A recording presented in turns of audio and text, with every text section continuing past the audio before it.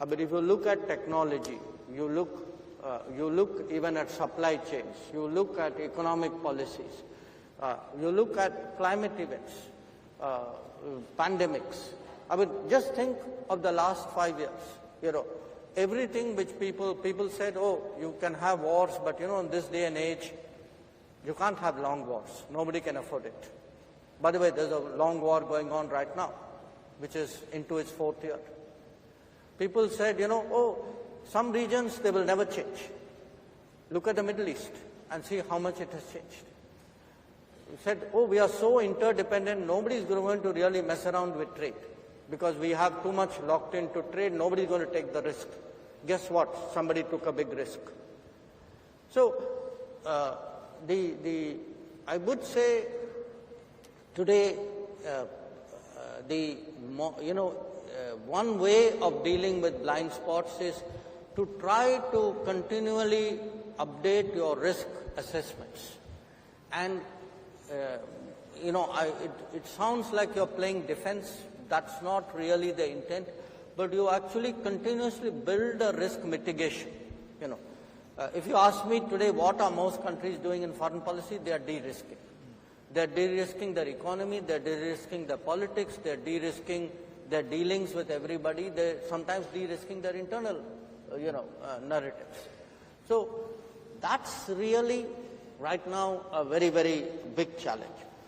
Moving on to the broader issue, not just AI, but what you say, supply chains, how, what are the risks of relying on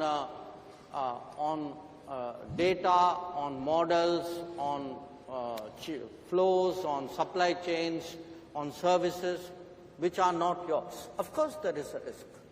There is a risk because whoever is influencing it or controlling it or supplying it, they have an agenda. Everybody in the world has an agenda. So don't expect them not to use it.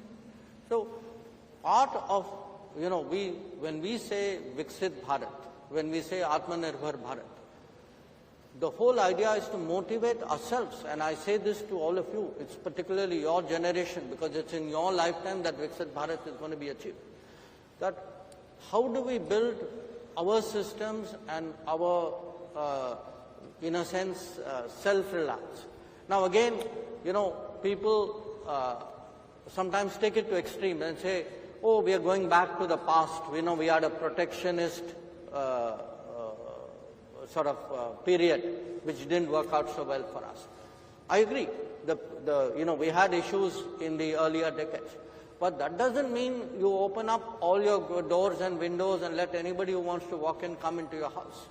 I think we need a kind of a national spirit and a national capability and a national, belief about what we can do. And I give you a very, simple, direct example which relates to people in this room. 5G. This is a country which got its 3G from outside, which got its 4G from outside.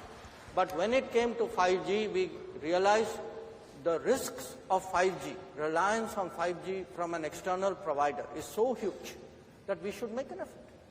So today, if you look at telecom, if you look at space, if you look, I'm really very happy that the defense sector today has opened up so much more to innovation and to private enterprise and to creativity. I think these are things we need to do. We should not be insecure. We should not be, hostile to something coming from outside, because at the end of the day we'll be connected, but we need to build our capabilities, and that's what it is about.